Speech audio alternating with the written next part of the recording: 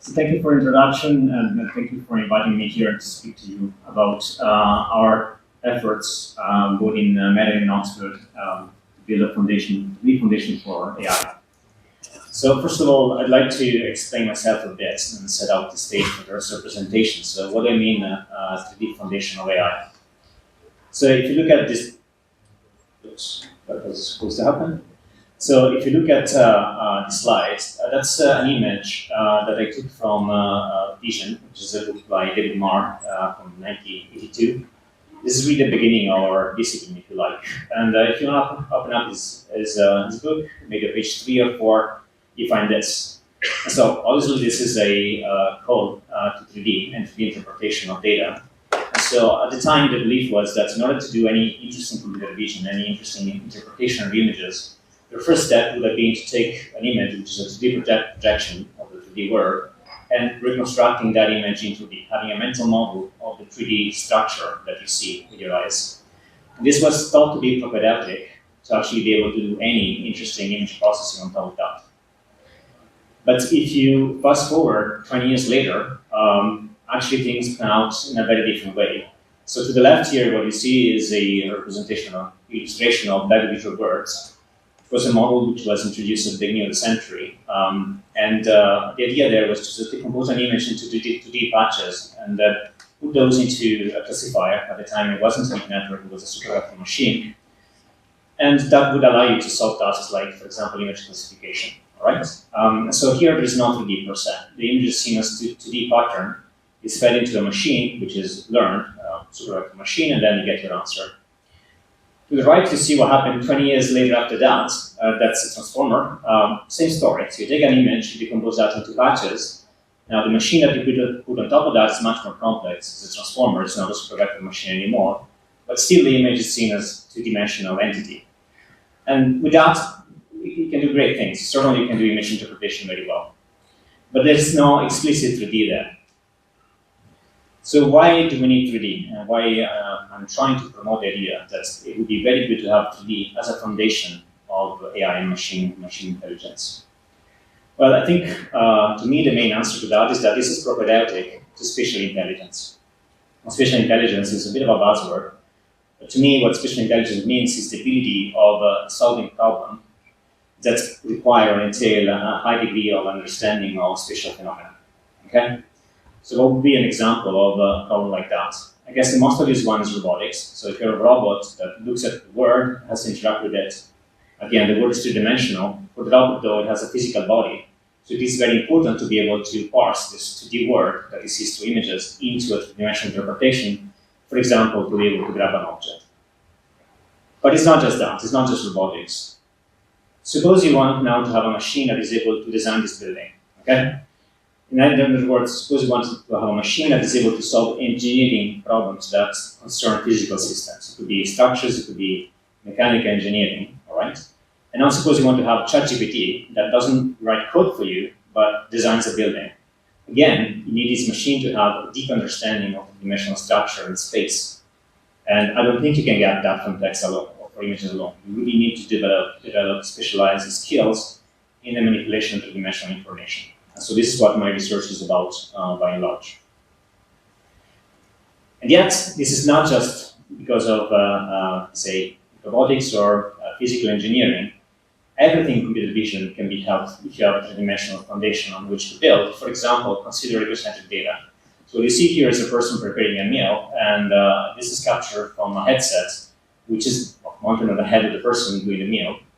And if you look at this data, it's actually very confusing. So it moves very fast, but also most of the motion you see there is not interesting motion. That's just the camera which is moving around. The interesting motion, which is actually the person acting in the scene, well, that's not really so visible because it's drowned into the motion of the camera. The other point you see here is that you have this sort of tunnel vision. So you see at any given point in time only what is immediately in front of your eyes. But of course, this action is happening into a world, right? And this makes sense only if you can consider the world in which the actor is actually operating in. And if you're somehow able to take this representative data and map that out into dimensional space, then good things start to happen. So first of all, you see that, again, this action doesn't happen locally, but it happens globally. So at any given point in time, it's local, but overall it exists in the context of the dimensional world. And when you see that, then it becomes easier to understand what's actually going on. Okay? And once you have done that, then you can take also the motion of the actor, for example, the motion of the hands, and project that back against this reconstruction of the world they have performed. And now this makes more sense, because now you see what the hands are actually doing in the world, as opposed to see that from the perspective of the actor. So you go from this egocentric perspective, exocentric perspective, where things can make more sense. Okay, so that's my motivation for trying to bring back 3D into computer vision into sort of foundational sense. But now, how do we do that in practice? This is actually a very simple message, but I think it's very important. So if you want to move towards foundational 3D vision for AI, this has got to be a neural network. Okay. Why is that? Because neural networks are the language on which we are building AI. All right. This is completely obvious, maybe, but it's not so obvious if you do 3D computer vision. All right. So we have a neural network, and what do we want this network to be or to do? So we want this to have 3D capabilities. For example, we may want to put some images into the network as inputs, maybe one, maybe more. And then somehow, as outputs, the network should be able to provide a three-dimensional interpretation of this data. For example, three-dimensional reconstruction. Okay? And you want this network to have several properties for this to be actually useful. So it has to be general. It means that it has to work ideally with any input image you can put in, say any image you download from the internet. It has to be seamless, so it's got to be a neural network, and ideally it has to use standard components. So when you give this to another user of AI that is not a computer vision expert, or maybe not a 3D computer vision expert in particular, then they can build on this model very easily. So having a seamless system is extremely important for this to be a foundation. And it has to be practical. What do I mean by practical? It has to be efficient, and it has to work well, and solve all the interesting 3D computer vision tasks. So now if you look at how this 3D computer vision is done traditionally, you start with a bunch of images. Then there is a sum log, there's some operator there that does some sort of pairwise analysis of the content of those images. For example, is establishing pinpoint-wise correspondences between the images. Once you have that, then there is another block there, which takes those correspondences and translates that, or recovers from that, a three-dimensional interpretation of the data. And that usually is called structure for motion, boundary adjustments, maybe multi-view stereo, if you have the camera given to you. Now, this can be more general than that. It's not just about correspondences. You can have other types of pairwise analysis. For example, you can get depth mounts, maybe you can get pairwise cameras. But at the end of the day, the output of that is going to be fed into a system that performs some sort of optimization to give you the final answer, which is an interpretation of the data in 3D. Now, my point here is that these are two different worlds. On the left, what you have are essentially either a hand-captured system or more realistically now, learned system, deep networks, that solve stuff like image matching, depth estimation, maybe pairwise camera estimation, point mapping. And to the right, what you get is optimization, which is rooted in visual geometry, okay? And somehow that is iteratively, it's an iterative solver that's trying to solve a bunch of equations which are based on the inputs that you get from the deep networks. And these two words, you can combine them, but it's actually clunky. You can do it, but it's difficult. It's not ideal if you want a foundation of 3D, so a vision that is rooted in 3D. What I want to do instead is to have geometry in one go. What I mean by that is I want to have a bunch of images as input. I want to have a big network there, maybe just a transformer. And as output, without any optimization ideally, I want to get all the 3D quantities of interest. Point-wise reconstruction, depth mounts, correspondences, everything. Okay? So this is the model we have recently introduced, this first step, which is trying to achieve that, which is called VGGT. This is a play on word on the name of our group in Oxford, which is the VGG. Probably you know about it because of VGG very deep, which is a deep neural network, which actually is not 3D. And so I wanted to bring back geometry and visual geometry. So VGG stands for Visual Geometry Grounded, and then T stands for Transformer, and that's exactly what it is. So we start with a bunch of images, we compose them into patches, as I explained before, put that into a feature extractor, which is called Dyno. This become tokens. Then you add a random initialized token for each camera that's going to be used to estimate the camera parameters. And then you feed this into a big transformer. The transformer has a little bit of structure that I don't want to discuss today, but basically, fundamentally, it's just a big transformer. Then you recover your token after processing your network, and you're going to recover the camera tokens, and then the tokens that correspond densely to the image patches. And from that, you're going to get all the quantities you want. You're going to get the camerons at the top, you're going to get depth maps, you're going to get point maps to give the construction of the scene, and then we're also going to get features that we can use for point tracking. Okay, that's what we want to do, and we want this to propose this as a 3D foundation.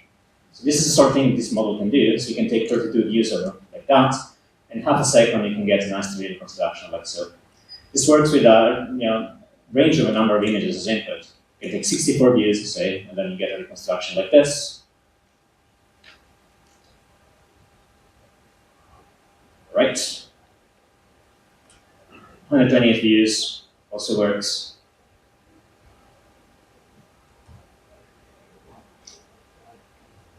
And these are things that maybe you would be able to do with traditional systems, but what you cannot do with traditional system is something like this. So you get two images which have no overlaps at all. Now somehow, because the system is learned, has priors on what these things look like in 3D, you can still give you a three-dimensional reconstruction of these two images without having any explicit correspondence between the two. Okay? And in fact, the system, which is trained always with two or more images, actually at test time generalizes to the case in which you have a single image as input. So even if you have a single image in half a second, you can get sort of pretty reasonable 3D reconstruction of the bits of the scene you actually see. Okay? The next slide is slightly more boring, it's about numbers, but I think this is also important to convey the message here. So this is compared, VGT compared against traditional systems that use or not deep learning, but on top of that they have bundle adjustment, which is a form of optimization. Then we have other networks that do 3D vision without bundle adjustments. This is more in the spirit of our model, and this is our model here.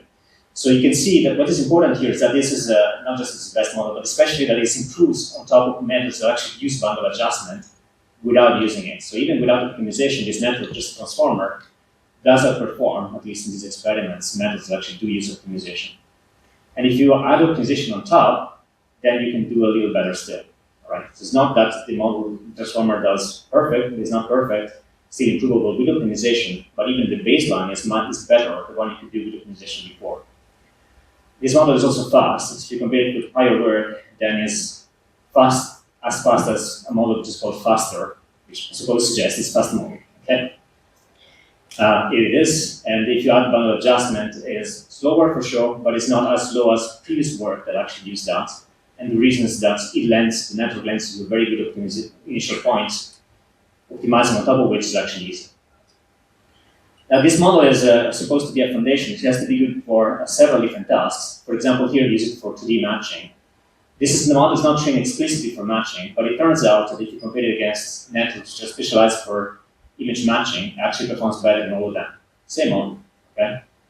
And in fact, it turns out that this does very well on a number of tasks. So we have camera prediction, point band prediction, multi-view stereo, molecular depth estimation, 2D matching, and 2D tracking. So you can use the features also for deformable tracking. And in all cases, you're going to get these results which are either state-of-the-art or close to state-of-the-art, often with also relaxing some assumptions when you get these results. So this is a good model, essentially.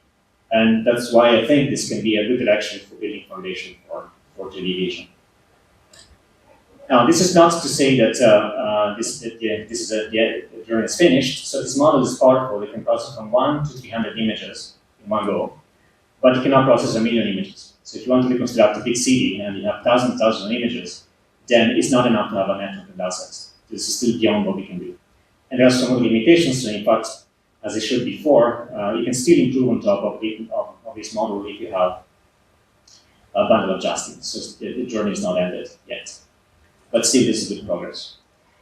This is a demo you can play this model yourself, and this is me yesterday. Oops, trying it out. Is this playing? Yes, okay. This is me playing with this model yesterday and trying to reconstruct the area. I don't know. Of course, it wasn't me flying to the building. I just downloaded the video of a drone. That's someone else did. Okay, so this is good, but this is a static model. The work, though, is dynamic. So the next part of the talk, we would like to discuss how we can try to take this and extend this towards building a 4D-dimensional representation of the world. So what is a 4D representation for me? So it's a way for a machine to express, to interpret data, which is not just static, but is dynamic. So for example, we want to establish matching of image points, which are not just static, attached to the scene, but also moving around. You want to reconstruct those points. You want to reconstruct not just the cameras, but also the motion within the scene. This is actually very important. If you want to get a 4D model, it means not just reconstructing 3D frame by frame, but also means interpreting or recovering the motion in 4D. So to do 2D plus time. Okay? And if you look at a part of a representation which was recently proposed as a way for deep network to do the interpretation of images called a point map. This was introduced by Duster or popularized by Duster last year. It's a very simple concept. So what you do is take an image and then at each pixel you attach the corresponding 3D point. Okay, that's it. Now when this becomes interesting is when you have two images. So you extract 2 point maps from image 1, image 2. And the key there is that these point maps are viewpoint invariant. What do we mean by that? I mean that they both reconstructed with reference to the same 3D reference frame. So now if you overlap them like that, then you see that they coincide. Okay? I'm going to do a little bit of math, just a little bit, just to show you what this actually means. So you're going to add some symbols there. So you're going to call an image I, viewpoint pi, the point maps P. And zoom in here, all right? For the image 1, image 2, pi 1, pi 2 are the 2D points. Then we have P2 there, which is the point map. So the index there, 2, means that the points are extracted from the second image. The viewpoint, though, comes from the first image. So this is where you get this sort of crossing information between these two data points. And if you do that, then you get this viewpoint invariance. Now, why is this good? Well, for example, this allows you to find 3D correspondences. So if you have these 2 points on the yellow cube, which of course you understand that they correspond, well, all you need to do to verify that is to evaluate the point maps and correspondences of U1 and U2. And because of viewpoint invariance, they will have to be the same 3D point, so you can check. It's a test. Tells you that these points are in correspondence. Okay? Now, if you pay attention, there was a problem here. You just spot it. What is the problem with this? Some points are not static in both viewpoints. So if you look at this very carefully, you'll see that one of the 2 objects, the cylinder, is actually moving around, right? It's not static. It means it's moving in the world, it's falling down in this case, okay? So if you play the same trick, so if you compute your point maps in correspondence to the points in the cylinder, well, this correspondence breaks because the point invariance is not enough, right? So what you can do, though, is you can try to modify the point maps to try to restore this invariance by counting for time. So what we do here is we estimate from each image not 1 point map, but 2, and we'll do that with respect to two different time references that we have because we have 3 images. All right, so let me zoom in again using equations. We have I1, pi1, I2, pi2 as before, but now we have also 2 times which are different because things move over time. Okay, and then we extract 2 point maps like before. Both point maps, the pixels, the 3 points come from the pixel of image I2. The viewpoint comes from the first image like before. And now the times, you see that 1 time comes from the first image and the other times come from the second image. That's it. If you do that, you can restore invariance. For example, here, if you fix the time to be the time of the first image, you see that now also the points on the cylinder coincide because we have removed time, or we have killed the variability with respect to time. Okay? And the other game you can play is if you take the point maps you get from the first image, you change time, then what you can recover very easily are time correspondences. You can reconstruct the motion in 3D, which is also very important. So this is here in action. This is not yet in the foundation model. This is an experience we did in Oxford, so the much more detailed. But you can already see that you can convincingly reconstruct into these scenes where there are things that move, in this case the train. Okay? But what is important is not just that we can reconstruct into these things that move around, but we can also recover the motion. So what you see here to the left is by highlighting the heat map, the bit of the scene which is moving independently of the background, because there is something that is acting on the world, like yourself in this case, right? And in the middle, what you see is that there are these very thin lines. They're a bit hard to see, but these are trapped that we're recovering because of these dual point maps that recover also time. All right, so we can track the motion of the object in 3D. And once we have done that, for example, we can fit a cube in 3D to track the motion. Now the message here is, again, when you do this, then good things happen. And the good thing that happened in this case is that you can recover this sort of scene motion much better than if you do not have this sort of representation. So this is compared against Monster, which is a successor of Duster that is designed to do dynamics. but actually can only do that if combined with the 2D optical flow method. And because we're estimating everything from 3D directly, including the motion, then we can recover this sort of motion much, much better. Okay? All right. So this is what I wanted to say about reconstruction. I want to spend the last 5 minutes or so of my presentation discussing something else altogether. So, in order to build a foundation model, it's fine to have an entity that can do interpretation of data in 3D, but what if you do not have any image as input, right? So what if you want to conceptualize the dimensional world without having an image right now to look at? So this leads to the other problem, which is 3D generation. So suppose that I come up with a thought, like a body made of metal. So a body is a type of dog, of course, it's made of metal. And as a human, I can imagine what this would look like. So now what I want to do is to build a machine, a model, that is able to do the same. So it's able to generate a model of this object just by thinking about it or imagining it. So we've been working on this problem for a few years now. So this is an example from Meta 3D Gen, which was introduced last year. This is about texturing the object. So you see here a little model of a butterfly. Then we can prompt the machine saying something like, majestic model of the butterfly, and the machine can somehow paint the texture of the object. It's not just that, you can also conceptualize the objects in 3D directly. So you can come up with some prompts, and then you can imagine not just the texture, but also the three-dimensional shape of the objects, and then you can generate this content, which could be useful for example, video games or maybe special effects. Now, this is not the best model we have, so we're working now on a much better version of this, but we're not ready to share it yet. So this is last year, but this year, this will even work better. But what I wanted to tell you is a bit of the work we're doing around this to go beyond just objects. So first of all, how do we approach this problem? So one challenge here is that we want to conceptualize or translate a sentence into the object. This is difficult to do because to learn about this, you need a very large data set, which is usually not available when you're thinking about 3D data. But you do have very large data sets to learn image generators, as everybody here is well aware. So we piggyback effectively on the power of image generators to conceptualize these thoughts into an object. So we start from image generators. We say a bear in an armor, and then with this we can generate an image of that. And we modify the model to generate not just a single image, but multiple views of it. So because these views are consistent, 3D consistent, you can think that this multi-view generator that we fine-tune is now capturing a 3D file on the world. Once you have done that, it's actually relatively easy to take these images and reconstruct the object into 3D like so. So this is the base technology. And let's see how we can extend that to something more interesting than just reconstructing an object. So I want to go in two directions.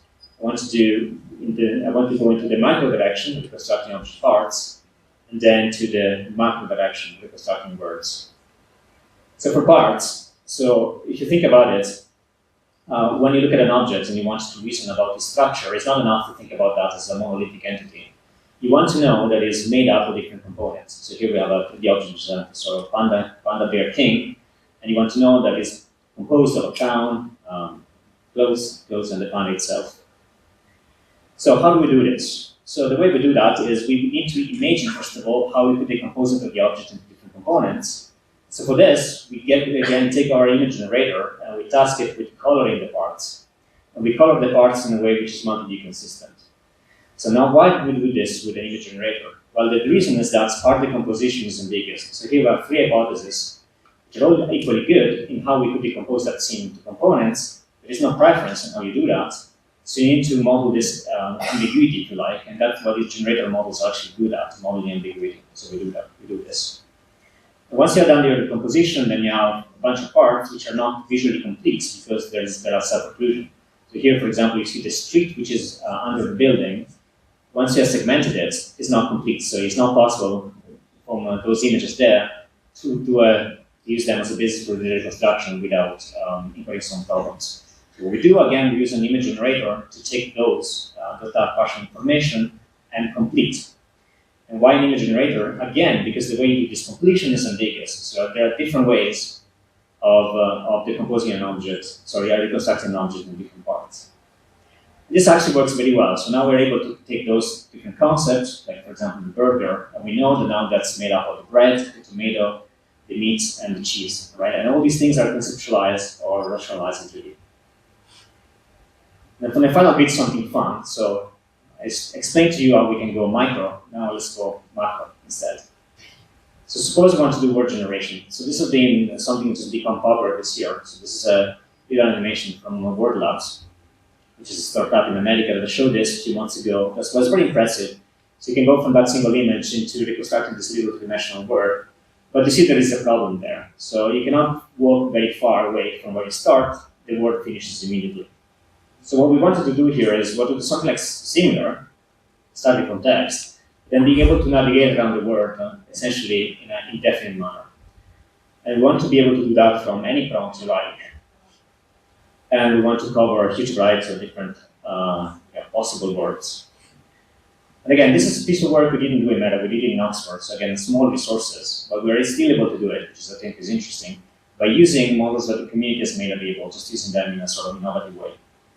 So how can we use an off-the-shelf 3D generator to create a word? So that's what I want to tell you about in just 1 minute. So that's how we do it. So we essentially play SimCity, which is a video game in which you build a word out of blocks. So we compose the word into blocks, we prompt them with text using an LLM, and then each block we reconstruct as if it was an object. It's not an object, but we can pretend it is because it's small enough. And then we can combine these different tiles into a word. And again, this is using just off-the-shelf components and done some clever prompting if you like. So we start from a user prompt, say, a university campus, and then we use a language model, a text-to-image model, and an image-to-3D model to generate a three-dimensional word. And again, these are off-the-shelf components. All we do is to prompt them cleverly. I don't really have the time to discuss the details, but just to give you an idea of the sort of things you can do. Suppose you want to create a temple here. So you can use Flux, which is a state-of-the-art image generator, say temple, and off you get with an image of a temple.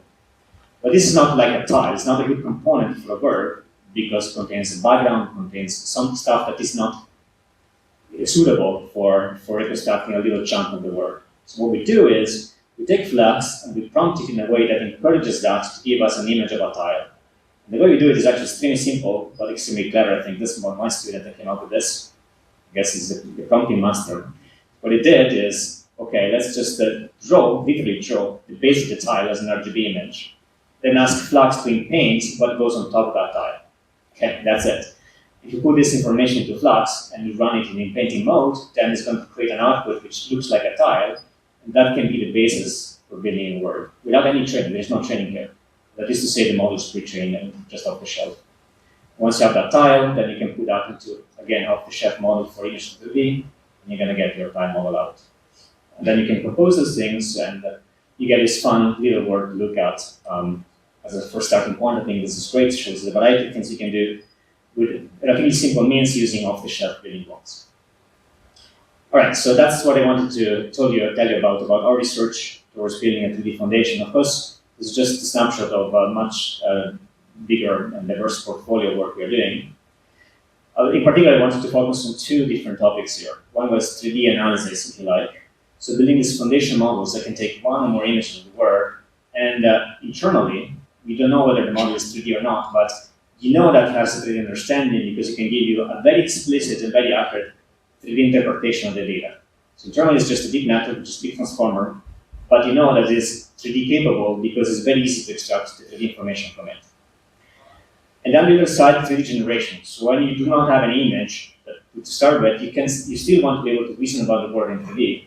And generation, these 3D products are fundamental for it. Now the community is progressing very, very rapidly into building these models. Objects are the starting points, but now we can do parts and we can do words, and the community is building from there. And I guess the sky's the limit. So thank you very much.